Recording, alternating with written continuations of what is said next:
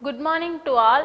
I am Ms.C.Petchiammal, Assistant Professor, Department of Microbiology, SFR College for Women, Sivagasi. Identification and examination of body fluid, semen and semen as a forensic indicator.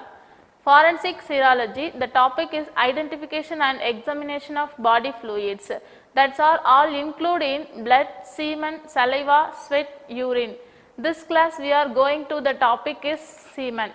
Semen is a gelatinous fluids and it's also produce the combinant secretion of the seminal vessel, semifurous tubulus and the prostate gland and the bulbourethral gland.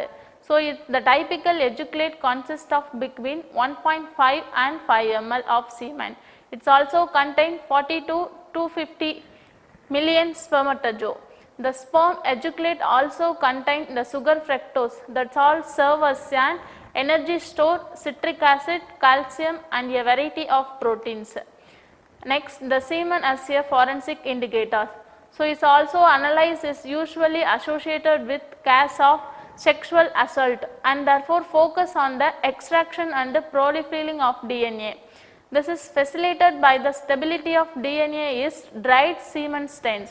For example, it is possible to extract DNA profiling and from semen stain clothing stored for several months as then landed. This scenario is common in child sex trafficking.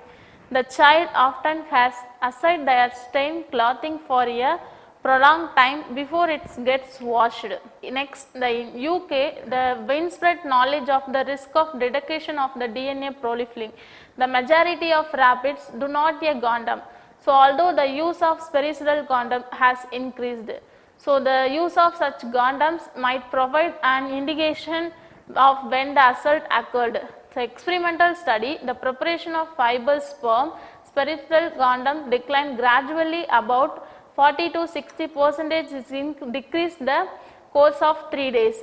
So, next the measurement would be useful if there was a dispute able whether the condom was planted and the suspect or when event took place.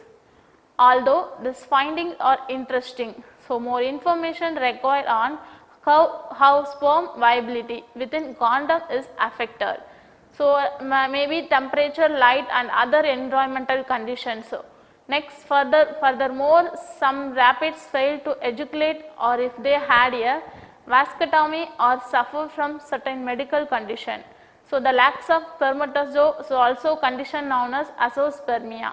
Approximately 2% of forensic semen sample lack sperm. So, although this is relatively small number, it translates into about 80 reports cases a year in England and Wales. So, may be released following death. This occurred the high rigor mortis developing in the dartos muscle. So, the dartos muscle consists of smooth muscle fibers. So, it is also found in sperm dividing the two tests and also subcutaneous tissues. Constriction of the dartos muscle result in wrinkling of the skin surrounding the scrotum and the tests are elevated. So, in addition the rigor also develop in the muscle fibers in the seminal vessels and the prostate. Constriction of all this muscle result in a discharge of semen. Consequently, the one should not assume that the presence of semen do not result sexual activity. For example, the man is found in dead public toilets and genital exposed and evidence of seminal discharge.